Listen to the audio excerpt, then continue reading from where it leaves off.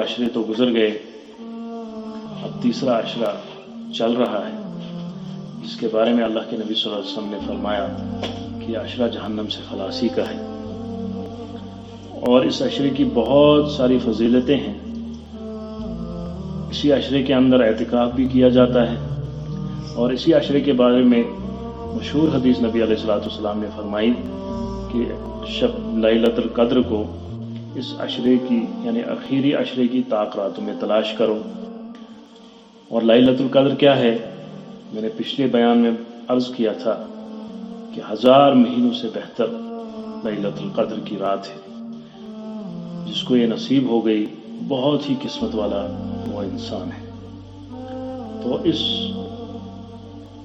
آج بھی جو الحمدللہ 23ویں شب ہے، طاق رات ہے، تو آج بھی انشاءاللہ بہت سارے اللہ کے بندے اس رات میں جو ہے عبادت کریں گے، اللہ کو راضی کرنے کی کوشش کریں گے۔ تو ہم بھی انشاءاللہ ارادہ کریں کہ انشاءاللہ آج ہم انشاءاللہ شب کریں گے، اس رات کو لیلۃ القدر کو تلاش کریں گے انشاءاللہ۔ تو اس لیلۃ القدر میں کیا عبادتیں کرنی ہیں، کون کون سی عبادتیں کرنی ہیں، تو حدیث پاک کی روشنی میں کیا کیا دعائیں مانگنی ہیں۔ حضرت عائشہ رضی اللہ تعالیٰ عنہ فرماتی ہیں کہ میں نے آپ صلی اللہ علیہ وسلم سے عرض کیا، یا رسول اللہ صلی اللہ علیہ وسلم، اگر مجھے شب قدر کا پتہ چل جائے تو میں کیا دعا مانگوں؟ تو حضور صلی اللہ علیہ وسلم نے ارشاد فرمایا کہ یہ دعا پڑھو، اللہم انک عفو تحب العفو فاعف عنی، جس کا ترجمہ یہ ہے کہ اللہ بے شک آپ معاف کرنے والے ہیں اور معاف کرنے کو پسند کرتے ہیں، بس مجھے معاف فرما دیں۔ اور ایک خاص عمل جس کے بارے میں ابھی میں بتانا چاہتا ہوں وہ ہے صلاۃ التسبیح، جس کے بارے میں حضور صلی اللہ علیہ وسلم نے فرمایا، ایک مرتبہ اپنے چاچا حضرت عباس رضی اللہ تعالیٰ عنہ سے فرمایا کہ عباس، اے میرے چاچا، کیا تمہیں میں ایک عطیہ کروں، ایک بخشش کروں، ایک چیز بتاؤں، تمہیں 10 چیزوں کا مالک بناؤں، جب تم اس کام کو کرو گے تو حق تعالیٰ شانہ تمہارے سب گناہ، پچھلے، پرانے اور نئے، غلطی سے کیے ہوئے اور جان بوجھ کر کیے ہوئے، چھوٹے اور بڑے، چھپ کر کیے ہوئے اور خلم خلا کیے ہوئے سبھی گناہ معاف فرما دیں گے۔ وہ کام یہ ہے کہ 4 رکعت نفل صلاۃ التسبیح کی نیت باندھ کر پڑھو، اور ہر رکعت میں جب الحمد اور سورت پڑھ چکو تو رکوع سے پہلے سبحان اللہ والحمدللہ ولا الہ الا اللہ واللہ اکبر 15 مرتبہ پڑھو، پھر جب رکوع کرو تو 10 مرتبہ پڑھو، اس میں 10 مرتبہ اس میں پڑھو، پھر جب رکوع سے کھڑے ہو تو 10 مرتبہ پڑھو، پھر سجدہ کرو تو 10 مرتبہ اس میں پڑھو، پھر سجدے سے اٹھ کر بیٹھو تو 10 مرتبہ پڑھو، پھر جب دوسرے سجدے میں جاؤ تو 10 مرتبہ اس میں پڑھو، پھر جب دوسرے سجدے سے اٹھو تو دوسری رکعت میں کھڑے ہونے سے پہلے بیٹھ کر 10 مرتبہ پڑھو۔ ان سب کی میزان 75 ہوئی، اسی طرح ہر رکعت میں 75 دفعہ ہوگا۔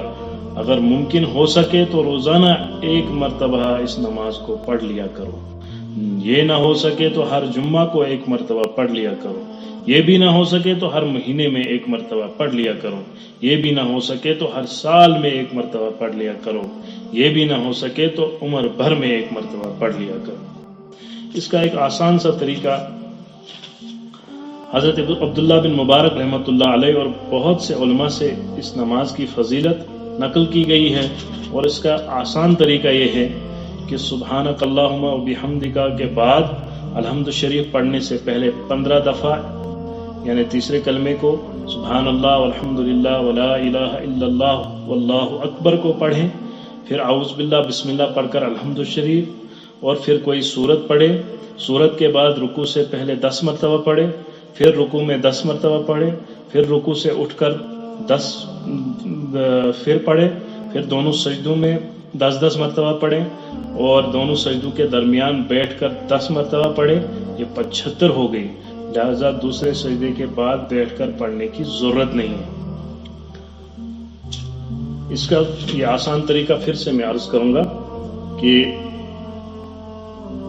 الحمد شریف سبحانک اللہم پڑھنے کے بعد الحمد شریف پڑھنے سے پہلے 15 مرتبہ سبحان اللہ الحمدللہ ولا الہ الا اللہ واللہ اکبر پڑھنا ہے. اس کے بعد الحمد شریف پڑھنا ہے. اس کے بعد کوئی سورت پڑھنی ہے.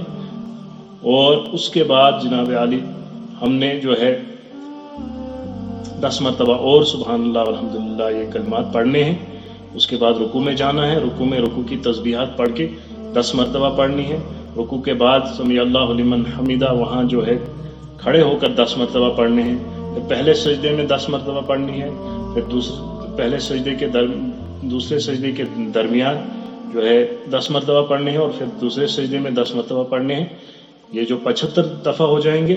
اس کے بعد جو ہے اسی طرح ہر رکعت میں 4 رکعتوں میں ایسے ہی پڑھنا ہے. اس لیے جو ہے ہم سب ساتھی انشاءاللہ کوشش کریں کہ صلاۃ التسبیح کو پڑھیں گے. انشاءاللہ اللہ تبارک و تعالی اس میں بہت اجر عطا فرمائیں گے. یہ شب قدر ہے ہی عبادت کا. اس شب قدر کے اندر جو ہے قرآن نازل ہوا ہے. اس لیے جو ہے ہم اس شب قدر کو تلاش کریں اور اللہ سے مانگیں, دعائیں مانگیں پوری امت کے لیے, اپنے لیے, اپنے گھر والوں کے لیے اور پوری امت کے لیے. خصوصاً یہ جو وبا اس وقت پھیلا ہوا ہے, اس وبا کے دفع فرمانے کے لیے اللہ سے مانگے اور اللہ سے پوری امت کی حفاظت کی دعا مانگے. اور مجھے بھی اپنی دعاؤں میں یاد رکھے, کیونکہ یہ ذکر اللہ کے ذکر سے بڑھ کر کوئی عمل نہیں ہے. اس لیے جو ہے ہم خوب اللہ کے ذکر میں اپنے وقت کو گزاریں اور اللہ کا ذکر کرتے رہیں اور اس رات کو تلاش کریں اور مجھ سے آکار کو بھی اپنے دعاؤں میں یاد رکھیں. وآخر الدعوانا الحمدللہ.